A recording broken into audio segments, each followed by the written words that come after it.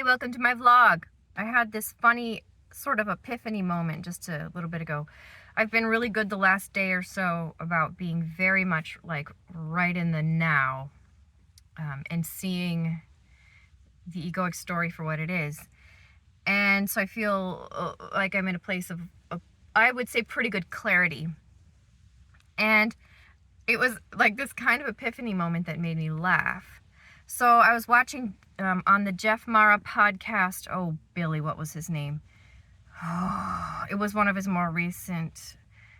And I'm on my phone, so if I click out of this, I'm gonna have to just go to the Jeff Mara podcast, and it's one of the more recent YouTube video uploads. And it was this guy. He's very colorful and he embroiders, so those will be your pointers. But anyway, so the NDE stories I really like, and there's a lot we can learn from those. So what is this bizarro reality that we're in? Okay, like the material world that we're in. All these people walking around, what are they doing? What are we doing here? What is this? This material reality that kind of feels like a dead experience to a lot of us. Many of us don't believe that there's anything beyond this. Well, these near-death accounts are giving us a layout of what they've experienced on the other side. And there are, I mean, so many accounts out there. Easily hundreds, if not thousands, probably, oh, certainly thousands. I don't know, I can't tell you how many I've watched or listened to over the years, but there seem to be these recurring themes with what, like these commonalities with what they experience when they go to the other side. Guys, this is telling us about the true nature of spirituality.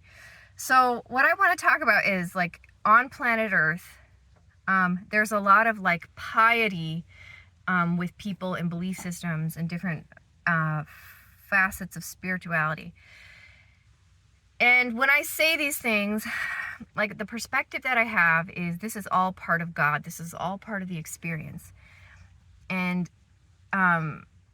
it all has its place and it all has its value. So this isn't coming from a place of harsh judgment or anything like that. Just, but we come here in the physical, and you guys, we have these pre-birth plans of different themes that we wanted to explore.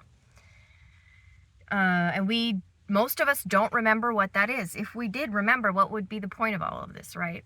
And so we don't remember what those pre-birth things, so there's, and even Bashar, channeled by Daryl Anka, says this, like, some of this stuff is not part of some of it's not part of this pre-birth plan, but there is a path that you decided to follow, certain little grooves that you wanted to explore.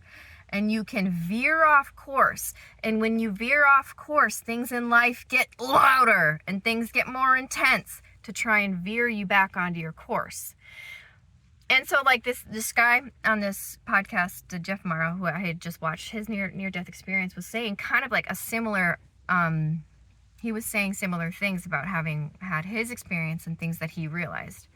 And kind of one little small example of this is, like, so he comes out of his NDE and he forgets a lot. He was told that he had to forget a lot of what he saw when he went on the other side, but he would remember it when he needed to.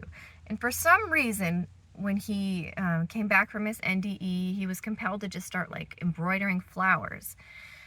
And he thought it was pretty weird, but he didn't question it too much. He never really sewed before that. No, he was like a military guy before that.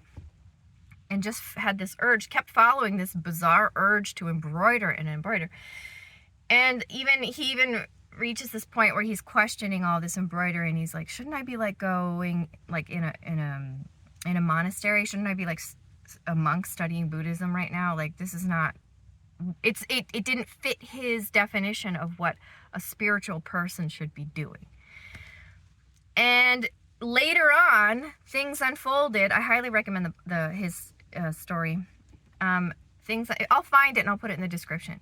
Things unfolded, and his pathway kind of came to where he realized that this was a vital aspect of his life path, his purpose. Maybe you could say his dharma. We all have our own individual dharma. Maybe that's what you could call it, that life path, the things that you were going to explore. Because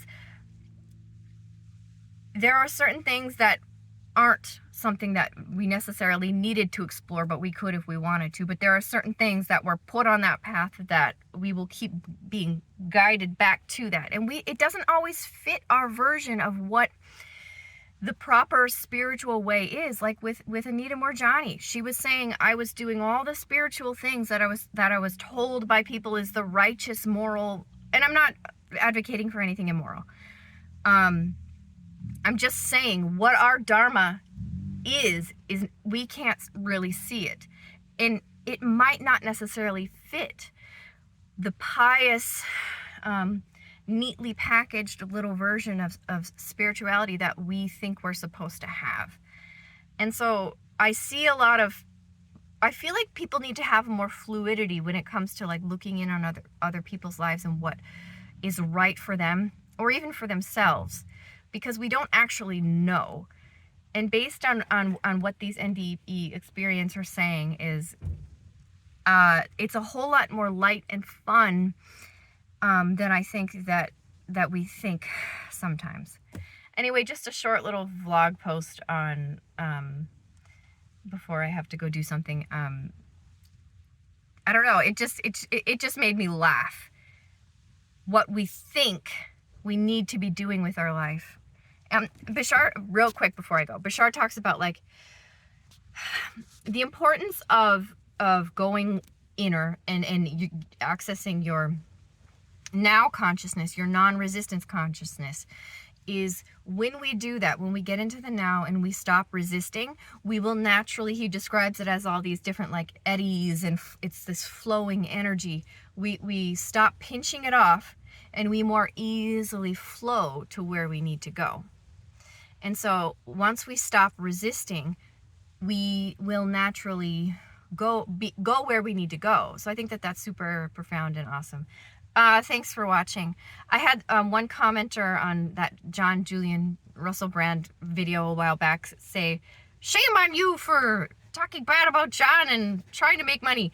Guys, I've only got 118 subscribers, and even if I were, monetizable based on the criteria, I don't think YouTube would want to monetize my channel because it's so random and out there, and sometimes I talk about things that YouTube probably doesn't want me talking about.